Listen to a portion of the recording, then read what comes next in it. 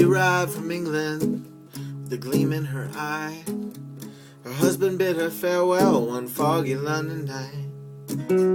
Her rocky voyage over, she gratefully arrived on the shores of a paradise where she would surely thrive.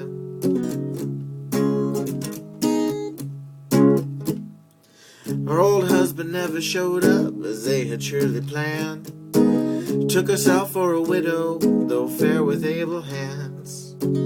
She caught the eye of a local priest, a kind and pious man. And everybody knows that like attracts like, especially in women and men.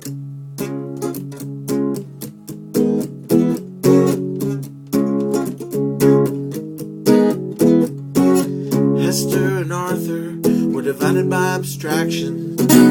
They failed to suppress their human attraction. It comes as no surprise that an overreaction might come from a culture of such dissatisfaction, devoid of their instincts, that puritanical faction of witch-hunting zealots and misguided reaction. You know, they blame the devil for their own evil action, poisoned and oppressed by their own lack of passion, resenting the possibility that anyone else might have them, enough to watch them hang or lock them up in prison.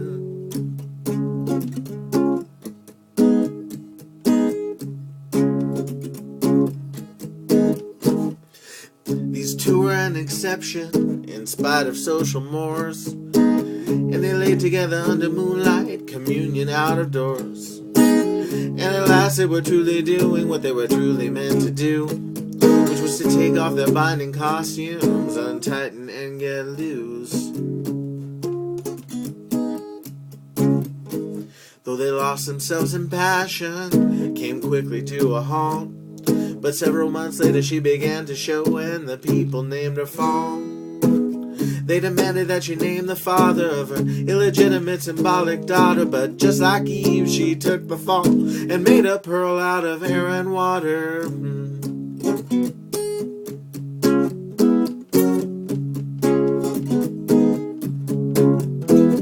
You know, they blame the devil for their own evil action, poisoned and oppressed by their own lack of passion, resent the possibility that anyone else might have them, enough to watch them hang or lock them up in prison. They disrespected women, especially their children. It's no wonder we're such a heartbroken nation. We claim to be the doctor, but we are the patient. Misjudgment and fear have been the human compulsion. Instead of moving forward, they just pick their religion.